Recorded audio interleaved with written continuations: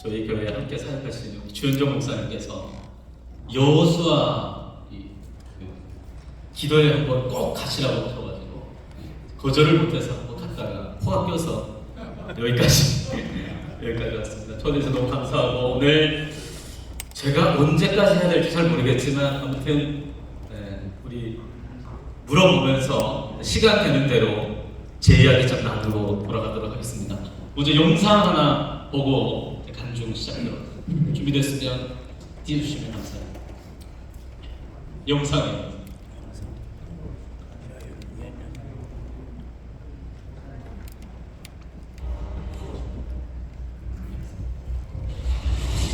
세전방에서 우리 교회에 안 나옵니다. PPT가 막 녹 기술을 제전 휴전선을 넘어온 북한군 병사가 우리 군 숙소에 문앞까지 들어와 문을 똑똑 두드렸습니다.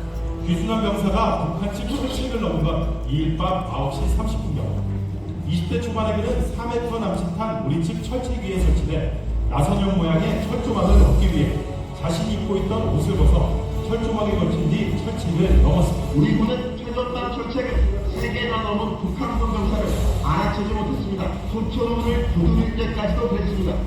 북한군 귀순 사건과 관련하여 인민 여러분께 신념을 끼쳐드린 점에 대하여 국방부 장관으로서 깊이 사과를 드립니다.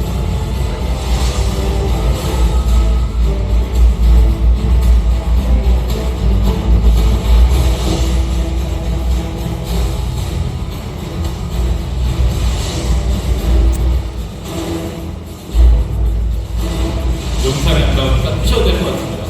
네, 좋습니다. 이 PPT랑 겹쳐가지고 아무튼 잘 안 나오긴 하는데 네, 제일 앞으로 넘겨주시면 될 것 같습니다. 네, 저는 2012년도에 영상이 잘 안 나오긴 했어요.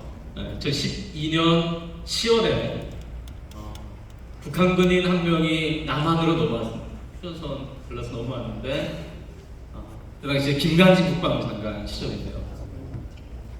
계셨는지 모르겠습니다. 다 넘어왔는데 몰랐어요, 한국 군인들이. 그래서 군인들이 잠자는 내무반까지 쳐들어갔어요. 내무반에서도 몰라가지고 노크를 해가지고, 그 당시에 제 기억으로는 사단장님부터 시작해서 다 잘린 걸로 생각해요. 그래서 제가 이 ROTC에서 너무 부담스럽고, 군인에서 제가 얼마 전 올해도 이제 뉴욕에 다녀왔는데, 그때 이제 그 뉴욕의 교회 담임 목사님이 그때 당시에 이제 군종으로 계셨거든요. 군종 목사님으로. 그래서 같이 식사를 하는데 당신 때문에 우리 사단장님이 잘렸다. 그래서 이제 한참 사담을 나눈 거 기억이 있습니다. 아무튼 말도 안 되는 일이 13년 전에 일어났습니다.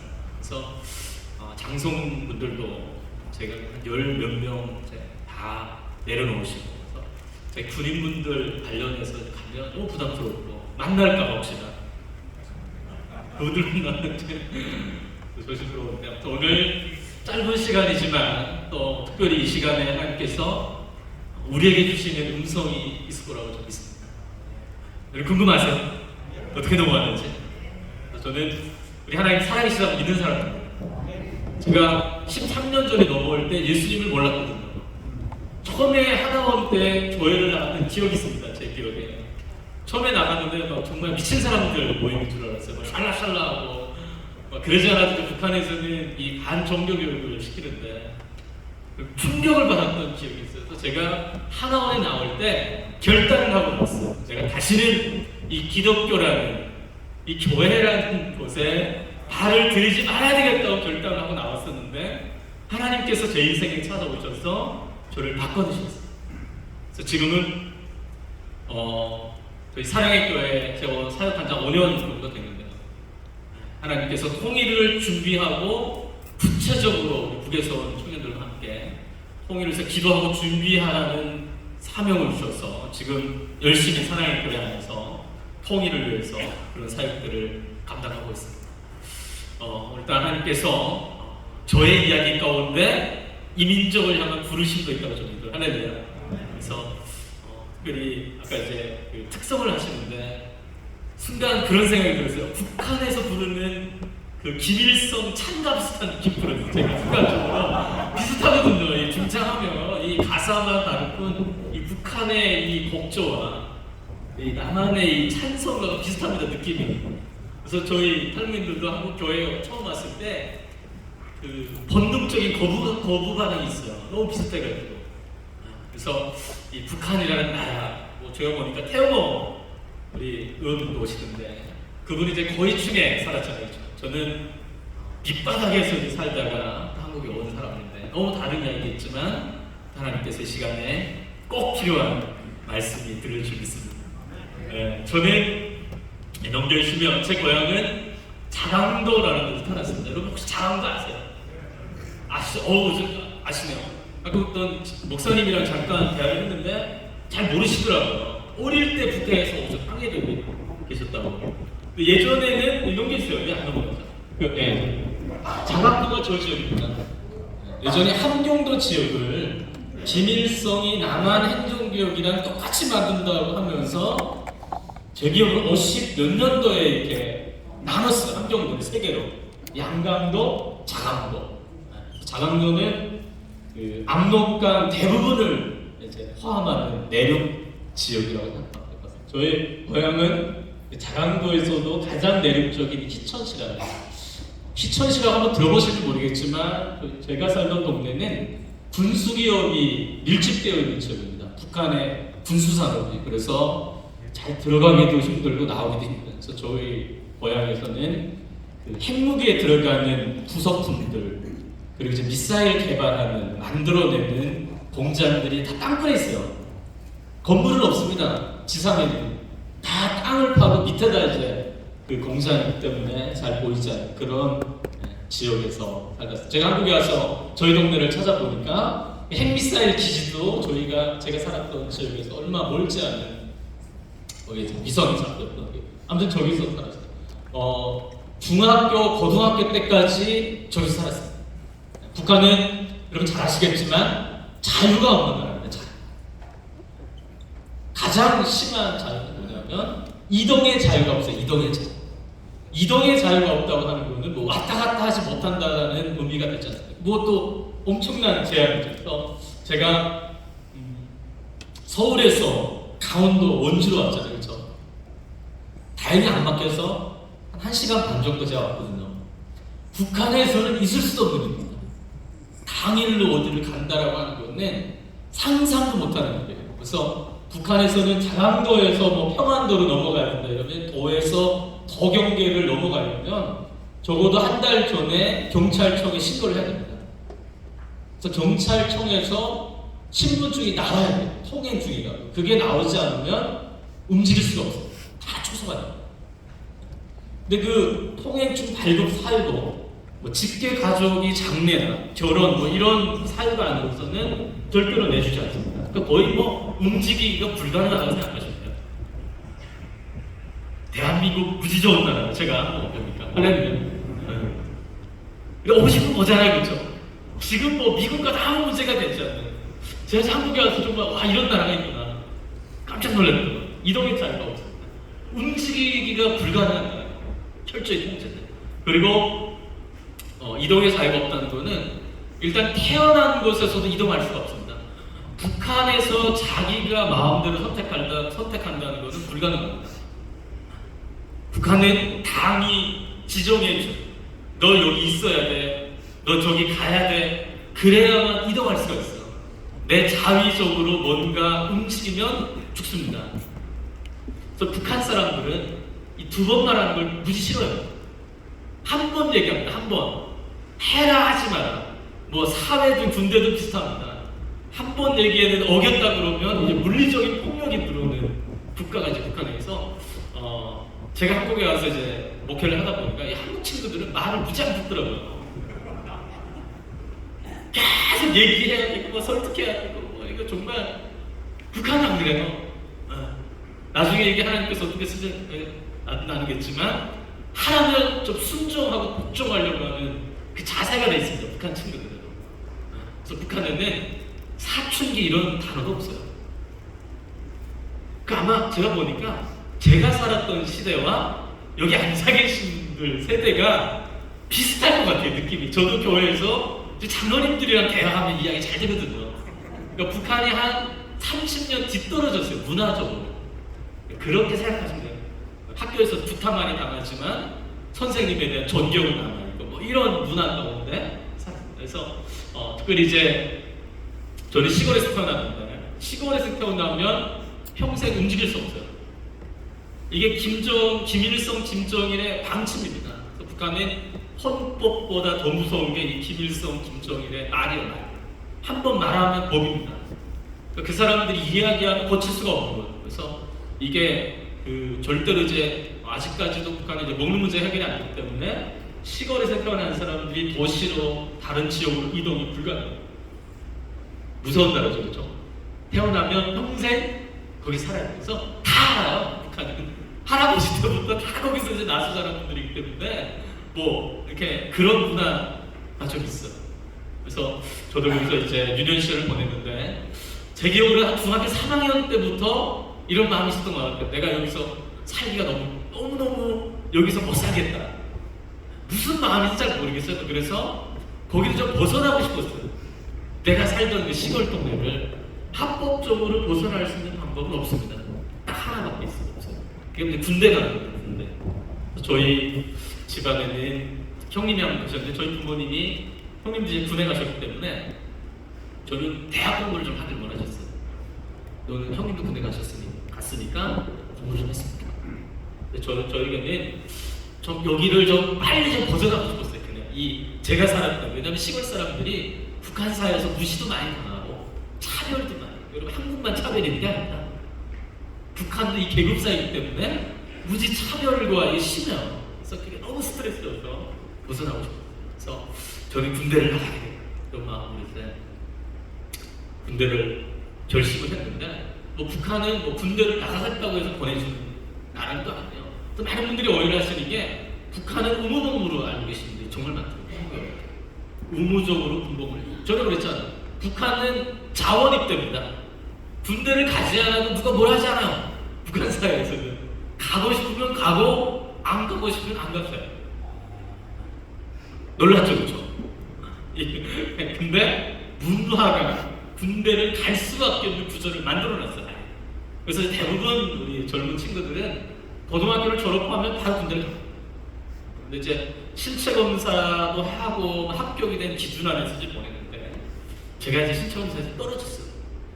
그래서 군대를 못 가게 된 겁니다. 고등학교 졸업하고. 근데 북한은 다 이 조직 문화이기 때문에 이 아이들도 집단이 있어요. 조직, 소년단이라고. 청년들도 이제 조직이 있고. 근데 고등학교를 졸업을 하고 나도 한국은 뭐 가고 싶은데 뭐 대학이나 떨어지면 놀아도 되잖아요. 재수해도 되고 저런 문제가 되지 않잖아요. 북한은 그럼 큰일 납니다. 군대를 못 가면 농장에 소속돼서 일을 해야 돼요. 그 다음날부터 고등학교 졸업하면. 그게 이제 문화가 이게 법이 그랬습니다. 안 그러면 그냥 영창하는 거예요. 북한 사회가 워낙 이 신으로 다스린 나라이기 때문에. 그래서 이제 저도 이제 신체검사에 떨어졌는데 이 간이 안 좋아가지고 떨어졌다고 이제 신체검사를 해보니까.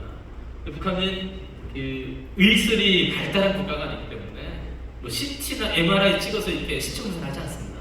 의사들이 이런 책상에 눕혀놓고요. 이렇게 눌러봐요, 손으로. 눌러봐서 뭐 의사 직감에 얘는 뭐 합격, 얘는 불합격, 뭐 나름의 기준은 있을 것 같지만 아무튼 그렇게 이제 판단을 합니다. 그래서 간이 많이 불었었나 봐요. 유사 기준에 떨어졌어요. 그래서 농장에서 이제 3개월 정도 일을 했는데 농사일을 해보신 분들이 계실지 모르겠지만 제가 군에 가서 고생을 참 많이 했는데요. 정말 힘든 게 농사일입니다.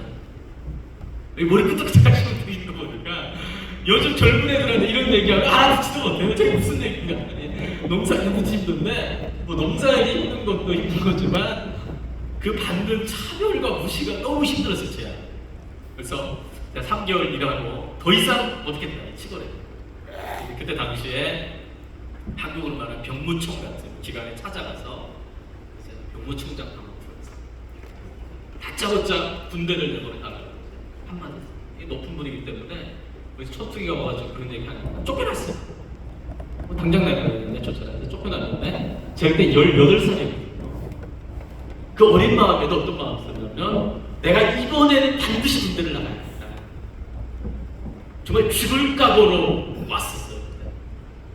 저 높은 분이기 때문에 나가면 이제 휴게실이 있었는데 거기 가만히 앉아 있었어요. 이분이 이제 퇴근하다 보고 출근하다 보고 밥 먹으러 왔다 갔다 계속 앉아 있으니까 한 3일 정도 되니까 한마디 하더라고요. 왜냐 또라이 같은 자식이 왔냐고. 그래서 너 일단은 집에 가라. 그리고 내일 면담이 있으니까 면담을 한번 와보라는 거예요. 그래서 그때 이제 북한은 차가 없으니까 자전거로 이제 이동해야 되는데 저희 집이 도시에서 한 25km 떨어진 시골이었어요. 자전거를 타고 이제 그때 집에 가서 밥을 먹고 그 다음날 면담을 했어요. 그랬더니 한마디가 신체검사를 다시 그래서 제 신체검사를 이제 받게 됐는데 제가 이제 간이 좀 안 좋아가지고 불어가지고 이제 떨어졌다고 했잖아요. 그래서 제대군인들이나 이 여러 가지 신체검사 받으신 분들에게 수소문을 했어요. 어떻게 하면 우사의 손을 숨길 수 있을까? 이번 신체검사는 합격을 하게 되는데 막 수소문을 했어요. 이번엔 정말 나가야 되거든요. 이 합격을 해야 되니까 막 수소문을 했는데 사실인지 모르겠지만 빈석에 미연 아시죠? 미연. 북한은 만내기라고 하는데 그거를 30분 전에 먹고 들어가서 신체검사를 받으면 이 위가, 이 간이 위쪽으로 원래 붓는다는 겁니다. 이 과학적으로 증명된 건 아무것도 없습니다. 아무튼 그렇다는 걸 우사의 손을 숨길 수 있다더라. 그래서 이제 정말 간절한 마음으로 숟가락 퍼가지고 가가지고 30분 전에 먹고 들어갔어요. 정말 죽을 맛이었어요. 메스도가 신체검사가 하루 종일 하는데 다 끝났습니다. 끝나고 이제 일주일 후에 총참모부에서 내려와서 합격자 발표를 하는데 미협력까지는 모르겠지만 통과가 됐습니다.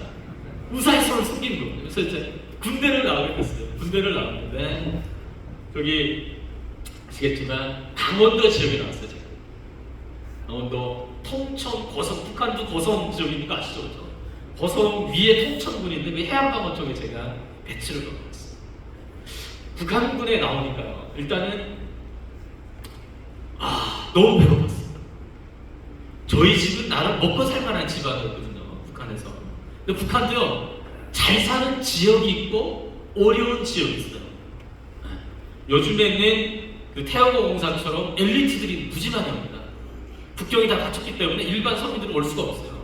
해외에 나갔던 외교관들이라든가 북한 최고의 엘리트들이 많이 오는데 이 친구들 얘기 들어보면 완전 딴 세상이에요. 평양 특히 최고의 친구들은 남한 저리 가요. 정말 잘 살아요. 북한 지역도요. 잘 사는 지역이 있고 좀 어려운 지역이 있는데 북한 지역 내에서 강원도 지역이 가장 어려운 지역이에요. 저기 돌밖에 없어요. 제 군대 나가면 훔쳐먹을 데도 없고 그냥 물고기 잡아서 먹어 살아나는 그런 동네인데 아무튼 군대 갔더니 너무너무 배고팠어요. 제가 집 시간이 뭐 많지 않기 때문에 뭐 배고픈 얘기 뭐 전부 다 할 수 없고 배고프면 이성을 잃습니다.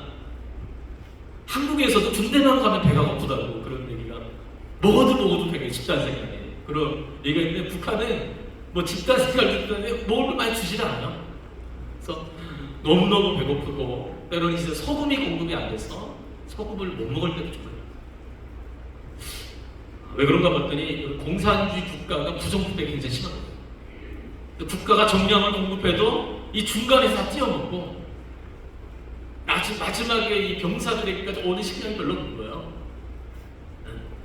이게 북한입니다. 이게 구정부가 뇌물이 없으면 굴러가지 않는 나라가 북한에서 지금 우크라이나 러시아 전쟁하고 있잖아요. 우크라이나 분들이요 제일 무서워하는 게 북한 포탄이라고 해요. 왜 무서워하냐고 했더니 그리고 북한 포탄이요 분기지를 향해서 쐈는데 민간으로 날아온다는 거예요. 이게 저쪽으로 쏴야 되는데 일로 날아오고 막 이게 오발탄이 하도 많아가지고 터져야 되는데도 안 터져요. 안 터지다가 한참 있다 터지고 막 이러니까 예측을 못하는 거예요. 북한 포탄이. 그러니까 이게 북한은 이 구정부에도 많고 제대로 작동되는 게 별로 없어요. 이게 현실입니다. 그래서 코미디예요 북한이. 군대는 너무너무 어려워. 근데 병사들 너무너무 배고프고 배고프면 이성을 잃어요. 이성. 오직 머리에 먹을 생각밖에 없습니다. 군인들. 그래서 뭐 뱀 같은 거 보면 무서워야 되잖아요. 뱀 대범에 그냥 손으로 잡아서 머리만 잘라서 가죽볶음 먹습니다. 이게 어떻게 그럴 수가 있지? 배고파 먹으면 알아요, 정말로. 금식 해보신 분들은 한 3일 지나면 멀리서 뿌리는 라면 냄새만 맡아도 이게 뭐 신라면인지 진라면인지 기가 막히게 한다고 하더라고요.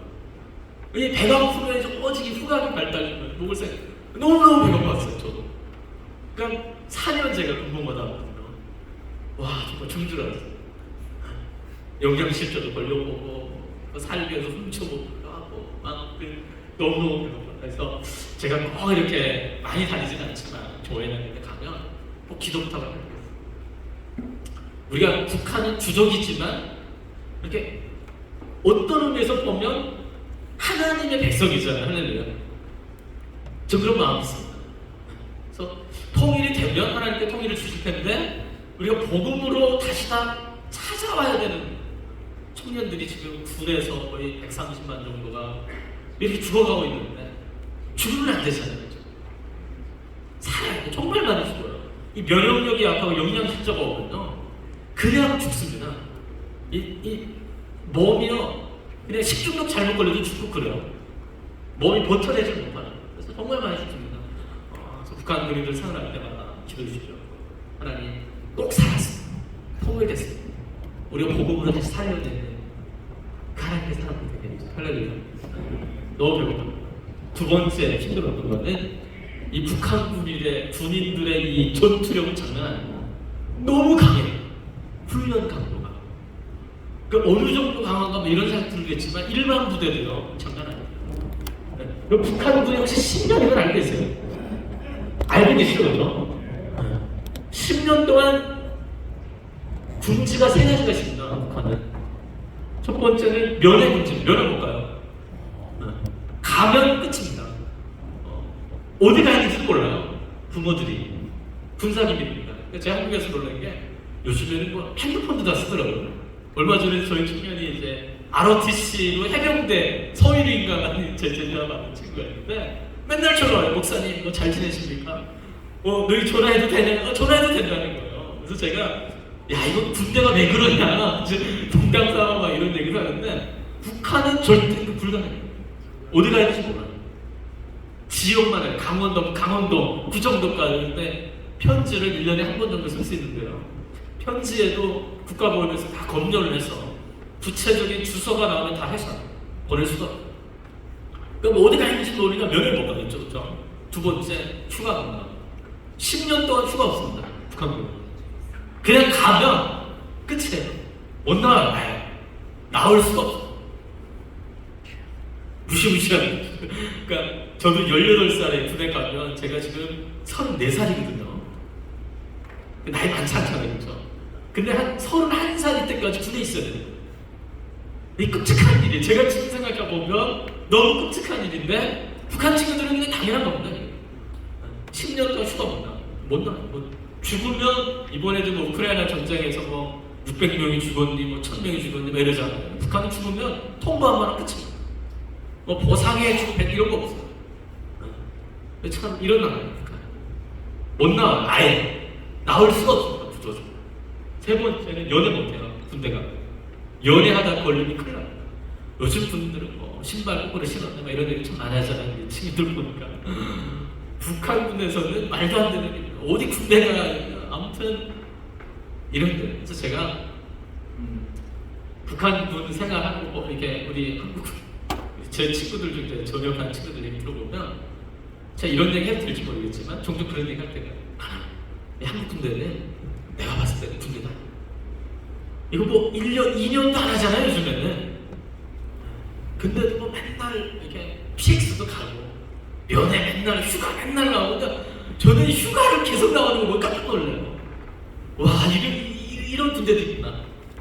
그래서 제가 처음에 한국에 왔을 때는 국정원도 국정원이지만 이 국방부 이 오프닝 분이 별세 가지 발전관이 처음에 왔을 때는 이런 질문 참 많이 하더라고요.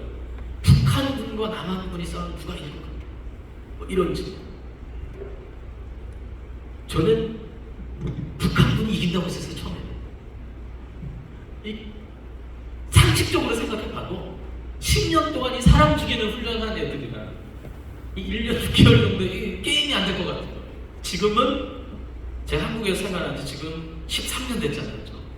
생각이 많이 바뀌었습니다. 한국군이 무조건 이길 거다. 자부심이 있어서 그런 게 아니라 이 전투력을 보니까 이게 게임이 안 되겠다 이런 생각이 있어요. 아까도 말씀드렸지만 북한이 구정부대가 많이 심하기 때문에 제대로 걸러가기 별로 없어요. 핵무기 빼고 핵도 제대로 날아갈지 잘 모르겠지만 아무튼 그래서 제가 군복무를 사령하면서 너무너무 힘들었어요. 근데 북한에서 이 전투력은 장난 아니에요. 근데 북한 군대는 명령이 떨어지면 무조건 해야 됩니다. 뭐 한국군도 그러겠지만 가라고 하면 무조건 가야 되고요. 죽으라고 하면 죽어야 돼요. 실제로 북한 군인들은 상관이 죽으라고 하면 죽습니다. 어떻게 보면 군대는 사회 종교 집단 비슷해요. 전 무서운 애들이에요. 북한 군인들은. 쌍방훈련이나 이런 것도 실전 훈련들 정말 하면 죽는 친구들 정말 많습니다. 훈련 중에. 자발적 훈련을 이기기 위해서. 그러니까 북한 저는 전쟁이 나면 안 되겠다. 이 나라에. 할렐루야. 저 기도하고 있어요. 하나님 지금 막 정세가 너무 불안정한데 이 땅에 전쟁이 나죠. 전쟁이 나면 큰일 나겠다. 이런 생각이 있어요. 아무튼 너무너무 힘들었어요. 4년 근무하다가 2012년 9월 말에 상관이랑 한번 크게 싸우는 사건이 한번 있었어요. 크게 한번 봤더니 북한군에서는 있을 수 없는 일입니다. 1년 선배가 죽으라고 해도 죽어야 되는데 저희 그때 4년 차였고 저랑 싸웠던 분은 10년 넘게 하신 이 사병 중에서 제일 높은 대박이에요. 한국으로 보니까 주임원사 중에 북한에서 그런 분이 한번 하고 처벌 근무를 서다가 화가 나가지고 이 화난 감정으로 부대 일과를 못할 것 같아가지고 그 화난 감정에 그냥 아무 생각 없이 부대를 나가고 있어요. 여러분 일단은 내 마음을 좀 진정시키고 좀 들어가야 돼요. 부대에. 그런 마음으로 이제 부대를 나왔는데 나왔다가 정신이 돌아와서 다시 부대를 들어가려고 하니까 겁나는 거예요. 제가 그때 22살이었거든요. 어린 마음에 또 들어가면 어떤 처벌이 기다릴 수 있을까. 너무 무서운 거예요. 이러지도 못하고 저러지도 못하고 이제 이렇게 있었는데 국경 지역이기 때문에 북한 밤이 되면 북한에 전기가 없어요. 한 치 앞도 보이지 않습니다. 밤에 가만한 이제 산에 있는데 멀리에서 불빛이 쫙 보였어요. PPT 보여주시면 제일 그걸 좀 찾아왔어요. PPT 보여주시면 이게 북한에서 보면 불빛이 쫙 보여요.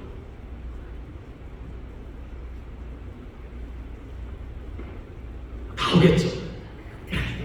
불빛이 뭐예요? 아무튼 주위에 불빛이 보여요. 멀리에서도. 거기가 남조선이 그때는 대한민국이라는 단어조차도 쓰지 않았다. 나왔네요. 딱 저거예요. 저게 보여요. 저희가 남조선이에요. 그래서 여러분 그거 아시는지 모르겠지만 북한 군인들의 사명은 하나밖에 없어요. 이겁니다. 불쌍한 남조선 동포들을 구원하자는 이게 북한 군인들이 외치는 겁니다. 군대 내에서. 이게 참 이게 북한 사람들도 남조선 사람들을 불쌍하다고 생각합니다. 미제 압제에서 해방시키는 게 북한 군인들의 사명이에요. 이거를 70년 동안 이 전략이 이어져 오면서 저도 이제 한국에 와서 보면 북한 군인들은 특별히 남한과 대화로 문제를 풀 마음이 없어요. 기본적으로. 나중에 태호공사가 와서 비슷한 얘기 할 것 같은데 특별히 군대는 그렇습니다. 제가 2008년에 군대를 나왔는데요. 2008년, 9년 이때부터 북한 군부에서 기본적 기조, 통일에 대한 기조는 무력 통일로 됐어요. 장갑차로 깔아 뭉개겠다는 게 북한 군의 70년 전략입니다. 바뀐 적이 없어요. 단 한 번도. 김일성이 조직이기도 하고 김정일의 방침이기 때문에 그러니까 북한은 유훈통치 국가잖아요. 유훈통치. 김정은 스스로가 통치할 수 없어요.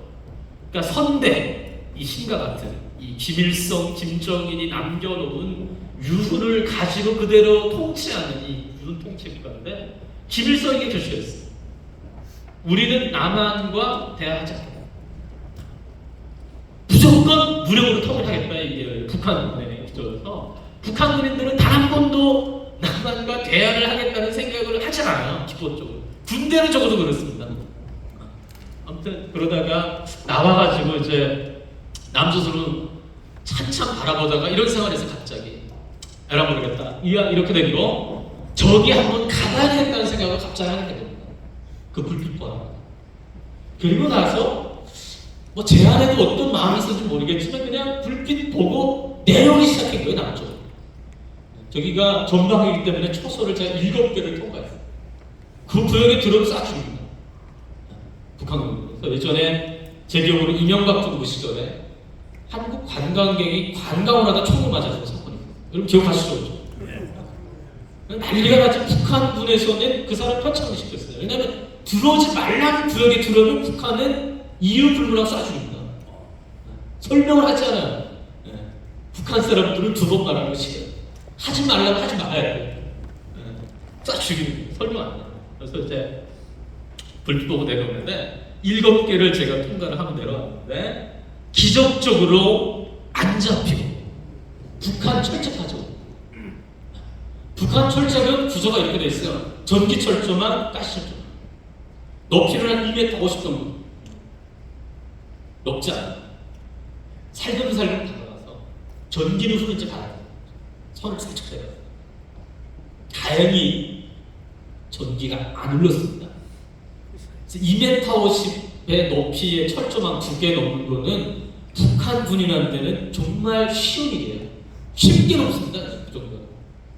2개 넘고 불빛을 바라보면서 한국 쪽으로 이제 내려오는데 한 3시간, 4시간 딱 오는데 똑같은 구조의 철조망이 딱 있는 겁니다. 전기 철조망 가시. 이번에는 손을 살짝 대봤는데 이번에는 전기가 흘렀어요. 참 감점. 이 북한 군인들은 워낙 이 야생의 훈련이 잘 됐기 때문에 이 마른 나무가 전기에 안 통한다는 상식 정도는 알고 있어요. 마른 나무를 찾아서 벌려가지고 그 중간으로 이제 넘어오는 전기가 흐르는 양쪽으로. 정말 하나님께서 기적같이 지켜주셔가지고 전기를 안 붙고 통과를 한 거예요. 전기 철조망. 2m 50 정도 넘을 때는. 그리고 가스철조망은 뭐 2m 50도 1도 아니면 쉽게 넘습니다. 넘고 나서 이제 거기서부터 이제 GP 구간을 다시 설명하지 않아요. 북한 쪽 2km, 남한 쪽 2km 비무장을 쓰는데 거기서 이제 근무하신 분들 얘기를 들어보니까 쥐개를 그냥 무수단으로 깔아놔서 어디를 밟아도 터지게끔 되어 있는 구조라고 합니다. 그쪽 지역이. 아마 여기도 거기서 근무하신 분들도 계실 것 같긴 하지만 근데 저는 전방부대에 있지 않았기 때문에 여기가 쥐레가 있는지 없는지도 몰랐어요. 근데 아무 생각 없이 걸어온 겁니다. 아무 생각 없이 그냥 막 걸어왔어요. 4km. 기적적으로 지뢰 하나 안 밟고 나만 철책하죠. 정말 기적이잖아요. 그렇죠? 근데 제가 우리 애들한테도 우리 청년들에게도 늘 하는 얘기지만 제가 예수님을 한국에 와서 예수님 믿고 이제 신앙생활 하는데 너무 많은 생각을 하면 안 되겠더라고요. 그렇지 않으세요? 때로는 좀 아무 생각 없이 갈 필요가 있어요. 아무 생각 없이. 그냥 아무 생각 없이 그냥 불빛까지만 내가 가보자. 제가 우리 어린 마음에도 이런 마음이었어요. 내 사나이라고 태어났으니까 내 저기까지 한번 내가 가보고 싶는다. 이런 마음이었어요. 그냥 아무 생각 없이 왔는데 지뢰 하나 안 봐요. 이 한국 철책은요 무지는 없습니다. 제 기억으로 한 4m는 될 것 같아요. 이 가시 엄청 날카롭거든요. 이게. 일단은 하나 붙어가지고 넘었어요. 이 여름 군복 입고 넘었습니다. 가운데 철조망이 3개잖아요. 3개. 가운데 철조망이 딱 올라갔는데 후레쉬 2개가 제 쪽으로 올라가는 거예요. 순찰용 들인 거죠. 와 그때 제가 여기까지 와서 죽는구나. 저 군인들이 나를 잡으면 쏴 죽일 것인가 아니면 생포에 갈 것인가 오직 그 초점 후레쉬 2개 이제 초점을 맞춰서 가만히 있는데 여러분 칼날 같은데 물체가 매달려 있으니까 이게 내가 바뀌었을 거 아니에요. 그렇죠? 이 죽느냐 사느냐의 근처에 가면 이 아픔도 잘 느껴지지 않아요. 얼어지고 후레쉬 2개. 저 사람들이 난 잡으면 어떡할 거냐. 숨죽이고 있는데 한 30m 가까이 왔는 거예요. 후레쉬가 꺾여가지고 내려가는 거예요. 올라오지 않고. 올라오면 되거든요. 올라오면 제가 있는데 안 올라온 거예요, 이 사람들이. 두 명이. 나중에 얘기를 들어보니까 저를 이렇게 생포한다고 하나요? 산채로 잡는다고 하나요? 아무튼 잡으면 뭐 포상금도 어마어마하고 바로 제대로 하거든요. 바로 제대. 이분들은 엄청난 기회는 아니거든요. 조금만 올라오면 되는데 안 올라온 겁니다. 내려간 거예요, 다시. 왜 내려갔는지 저도 몰라요. 저도 모릅니다. 그래서 세 개를 다 넘었어요. 세 개 철조망을 넘고 나니까 일단은 제 직감에 북한은 아닐 거라는 생각이 들어요. 왜냐하면 철조망이 일단 너무 고급스러워요. 한국 철조망 고급스러워요. 북한 철조망 고급스러운데 전기가 너무 밝아가지고 북한은 아닐 거라는 생각이 들어요. 그때부터 제가 사람을 좀 만나야 되겠다. 숨지도 않았어요. 딱 철조망을 넘으면 차길이 있습니다. 쭉 차길이 있는데 차길 따라 그냥 쭉 내려와서 걸어서 내려다 보니까 철조망 쪽에 초소가 있더라고요. 초소. 제가 거기 높기도 하지 않았어요. 문을 딱 열고 들어가니까 사람이 없어요. 초소예요. 장비만 있습니다. 뭐 군용조끼, 뭐 노트북 뭐 이런 것만 있어요. 한참 뒤적뒤적 대다가 그러면 저한테 필요 없고 문 닫아버리고 밑에까지 다 내려오니까 아마 이 수양관 2배 정도 크기 건물 2개가 양쪽에 있더라고요. 근데 다 유리문이어가지고 들여다 보이는 구조였어요. 밖에서. 그래서 막 두들겼습니다. 사람 너클을 막 했는데 대답이 없는 거예요. 안에서. 분명 부부석은 있었다는데 대답이 없어요. 사람이 없나 보다. 반대편 건물로 갔습니다. 반대편. 거기가 이제 내무반이에요. 군인들이 이제 300~400명 자는 막 노크를 하니까 한 사람이 나왔어요. 주머니에 손 딱 엮고 나오다가 저랑 이제 목사님 딱 거리에 마주치고 유리문 사이에 일단 저는 너무 반가웠어요. 사람을 처음 봤기 때문에 드디어 사람을 만났어요. 여러분 생각해 보세요. 이분이 밤에 무슨 소리가 나가지고 밖에 나와 보니까 북한 군인이 이제 군복 입고 서 있는 겁니다. 아마 제가 철조망 넘어오면서 막 피도 묻고 막 그랬을 거예요. 얼마나 놀랬겠어요. 보자마자 연기처럼 사라지더라고요. 그리고 나서 이제 잠시 있다가 세 분이 완전 무장을 하고 나왔어요. 정말 뭐 철갑만 다 쓰고 막 총 들고 나와가지고 첫 마디가 귀순의 건 그리고 이제 데려갔는데 그때부터 난리가 난 거죠. 국정원에서 이제 바로 와서 데려가기 때문에 군에서 그렇게 많이 조사도 받았어요. 나중에 들어보니까 이때 사건이 굉장히 크게 된 이유가 군에서는 자기들이 잡았다라고 보고를 했는데 국정원에서 조사를 해보니까 이거 완전 딴 얘기였어요. 그러니까 이거 경계근무 실패도 실패지만 이 보고 체계도 엉망이다. 이래서 아마 관련된 장성들이 좀 많이 이제 줄줄이 이제 잘렸다고 제가 그렇게 나중에 전해 들었던 기억이 있습니다. 그래서 이게 12년 전 일인데 이런 일이 일어났습니다. 할렐루야. 제가 처음에 한국에 왔을 때는 이런 생각이 있었어요. 운 좋은 사람. 제가 언제까지 해야 되나? 좀 전에 됩니까? 네? 뒤에 예배 없습니까? 네? 아 그래요? 이거 예, 알겠습니다. 조금 더 하겠습니다. 그럼 제가 처음에 한국 왔을 때는 예수를 믿지 않았기 때문에 운이 좋은 사람인 줄 알았어요. 운이 좋은 사람. 운이 좋은 사람. 이 나 같은 사람은 그냥 만에 하나, 천에 하나 그냥 운 좋아서 한국까지 올 수 있겠다 이런 생각이.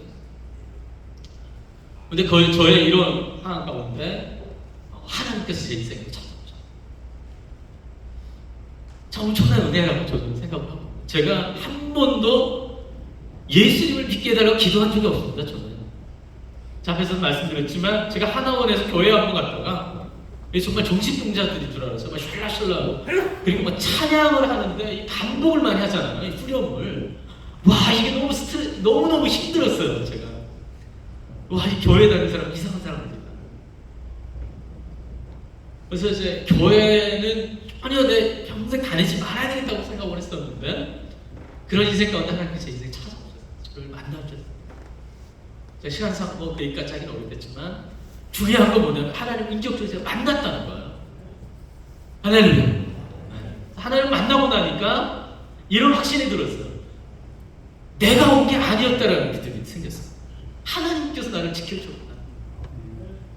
하나님이 나를 보호해주지 않았다면 내가 올 수 없는 길을 왔다라는 확신이 들게 되는 거예요. 그래서 이런 생각이 든 겁니다. 하나님 저를 북한에 내버려둬도 되는데 그렇잖아요. 오다가 죽여도 되는데 안 죽이고 여기까지 살려주신 이유가 있겠네. 그 이유가 뭡니까? 나를 향한 계획이 있을 텐데 하나님과 씨름하던 중에 하나님께서 이런 감동이 있었어요. 내가 너를 통해서 북한에 죽어가는 영혼들을 살리기로 한다. 하나님이 저를 살려주셨으니까 내 남은 인생은 주님께 드리겠습니다. 그리고 이제 그 다음에 이제 신학교 가서 바로 공부만 한 8년 하고요. 4년 전에 목사 안수 받았어요. 그리고 한국에서 남한자를 만나서 결혼도 2020년에 결혼했어요. 빨리 했죠, 또. 29살에 친대요, 2학년 때. 결혼하고 지금은 5살 난 큰딸, 2살 난 둘째 딸 너무 같이 살고 있어요. 하나님, 할렐루야. 제가 하나님 만나고 나서 인생이 바뀌었습니다. 하나님 만나기 전에는 굉장히 불안했어요. 그리고 무지 두려웠어요. 한국에 아는 사람 아무도 없잖아요. 그렇죠? 나이 22살이었어요. 내가 어떻게 살아야 되지? 그리고 막 너무너무 존재론적으로 불안한 존재잖아요. 그냥 너무 불안하고 두려운 거예요. 그래서 하나님께서 제 인생에 찾아오시고 나서 제 인생이 달라졌어요. 하나님께서 내 인생을 이끌어 가시게. 내가 하나님 손에 붙들렸으니까 하나님과 함께 한번 가봐요. 이 하나님의 계획을 따라서 여기까지 왔어요. 근데 제 인생의 13년의 여정을 돌아보니까 우리 하나님 정말 살아계십니다. 신실하게. 할렐루야. 와, 제가 의지가 남들보다 강해서 목회자가 된 게 아니에요.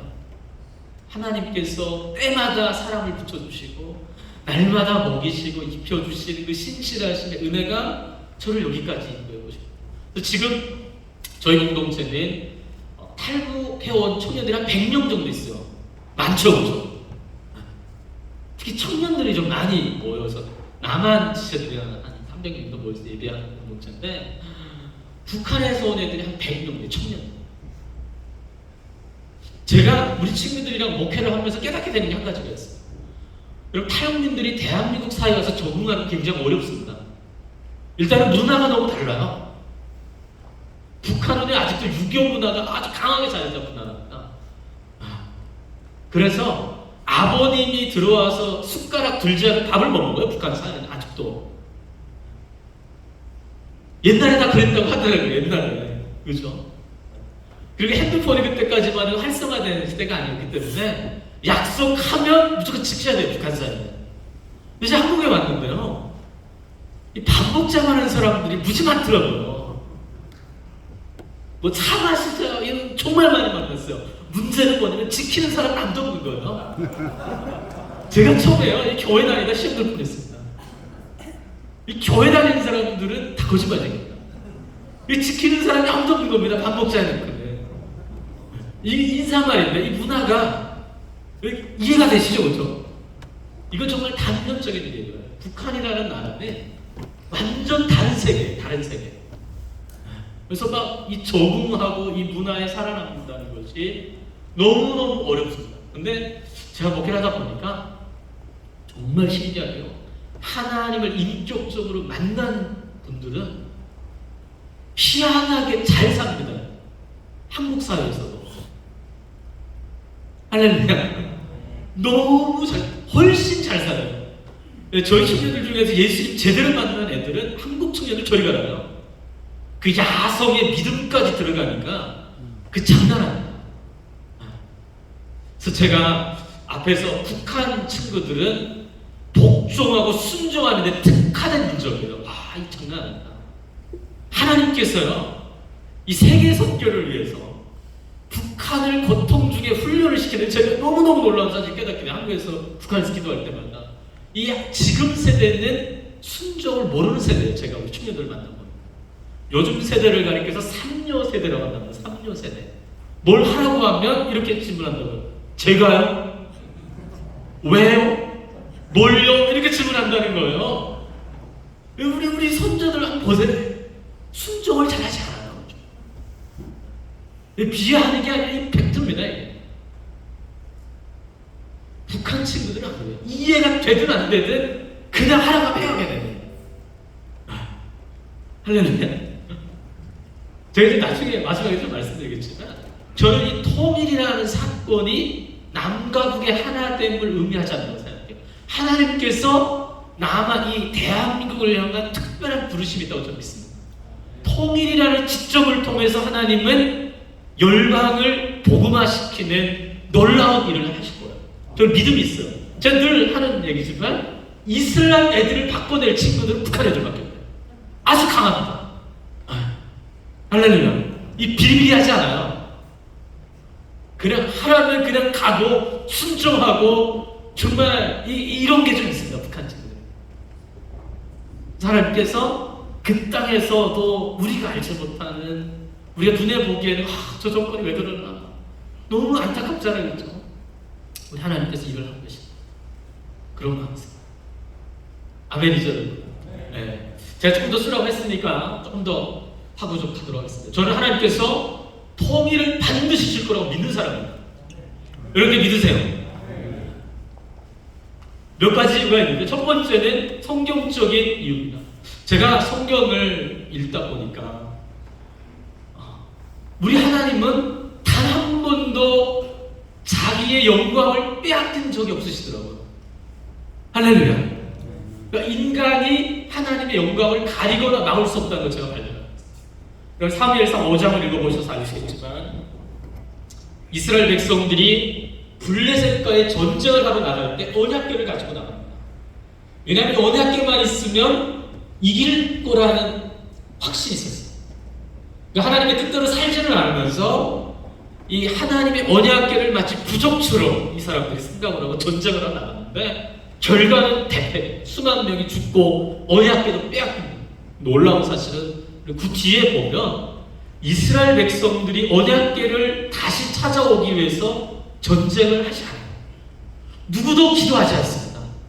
여러분, 하나님의 임재의 상징인 언약궤가 블레셋에 빼앗겼는데 누구도 그것을 찾아오려고 하지 않은 이 엄청 그 당시에 이스라엘의 영적인 상태였던 거죠. 이 블레셋 사람들이 언약궤를 자기들의 신전에 갖다 놨잖아요. 그렇죠? 다음날 일어나 보니까 신전이 다 꼬꾸라져. 그 다음 나중에는 전염병까지 퍼져가지고 누구도 어느 마을도 하나님의 언약궤를 받아들이려고 하는 마음이 없었어요. 그래서 다시 언약궤가 이스라엘로 돌아오게 되는 겁니다. 여러분 한번 생각해 보세요. 이스라엘 백성들이 한 번도 다시 전쟁을 하지 않았어요.